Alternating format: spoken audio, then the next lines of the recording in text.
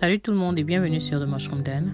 Alors, aujourd'hui je vous apporte ma recette de brioche à la cannelle et à la citrouille. Je tenais vraiment à vous apporter une recette de citrouille cette année avant que l'automne ne s'achève et celle-ci est juste idéale pour les fêtes. Alors pour commencer, on aura besoin d'un peu d'eau tiède, entre 40 et 45 degrés Celsius, et à notre eau on va ajouter du sucre et de la levure.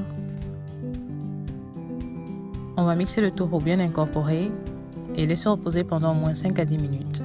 Ensuite, dans une large saladière, on va ajouter de la compote de pomme, de la purée de citrouille, du sirop d'agave et du lait de coco. Mixez le tout à l'aide d'un fouet pour bien incorporer les ingrédients. Ensuite, ajoutez votre levure qui devrait s'être activée. Donc en utilisant une spatule, ajoutez de la farine au fur et à mesure. Donc là, j'ai oublié d'ajouter du zeste d'orange plus tôt. Donc continuez d'ajouter de la farine et de remuer. Et quand ça devient difficile de pétrir la pâte avec la spatule, on va utiliser nos mains. Continuez de pétrir la pâte jusqu'à ce que le mélange devienne homogène. Recouvrez la pâte avec un torchon de cuisine et laissez-la reposer pendant au moins 1h30. Pendant ce temps, on peut préparer notre garniture. Là, j'ai des dattes écrasées et je vais y ajouter de la purée de citrouille, de la cannelle, de l'épice de citrouille, de l'extrait de vanille. Mélangez le tout et mettez de côté. Au bout d'1h30 à peu près, la pâte elle a doublé de volume. Alors pour éviter que ça colle comme vous voyez là, ça aurait été plus malin de graisser la saladière avant de laisser reposer la pâte. Mais c'est pas grave, on va utiliser de la farine pour enlever la pâte plus facilement. Là on va légèrement saupoudrer notre surface de travail avec la farine et pétrir la pâte pendant juste quelques minutes. Ensuite on va l'étaler avec un rouleau de cuisine et y ajouter généreusement notre garniture de dattes.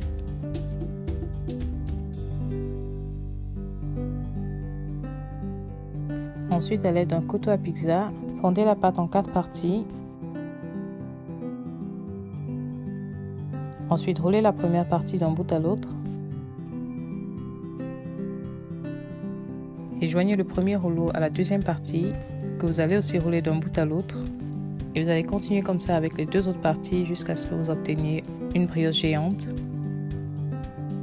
Et ne vous inquiétez pas si c'est pas parfait, je vous promets qu'à la fin, elle aura une très belle forme.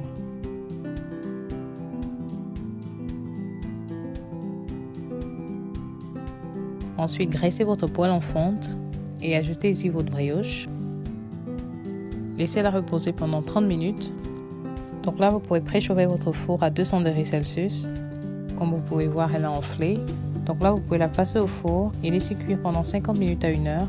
Pendant ce temps, on va préparer notre glaçage. Dans un bol à pâtisserie, ajoutez du lait de coco, du jus de citron, du sirop d'agave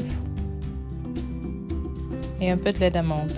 Mélangez le tout à l'aide d'un fouet et notre glaçage est prêt. Alors notre brioche aussi elle est prête. Je vais laisser refroidir pendant 30 minutes. Et je ne sais pas pour vous mais elle est magnifique. Et là je vais généreusement verser le glaçage au-dessus.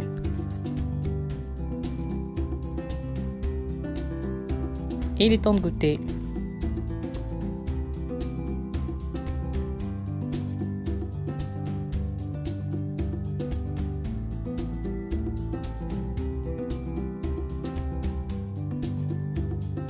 Cette brioche est moelleuse. On ressent juste légèrement la saveur de la citrouille, mais la saveur de la cannelle reste dominatrice. Ce serait difficile de croire qu'on n'ait pas mis de gras tellement elle est moelleuse. Et avec notre glaçage citronné, le goût est juste incroyable. Alors, je ne vais pas vous faire saliver plus longtemps. Si vous avez aimé la vidéo, donnez-moi un big thumbs up. Si vous recréez cette recette, n'oubliez pas de me taguer sur Instagram. Comme d'habitude, les ingrédients seront en dessous de la vidéo. N'oubliez surtout pas de vous abonner et jusqu'à la prochaine vidéo, restez bénis.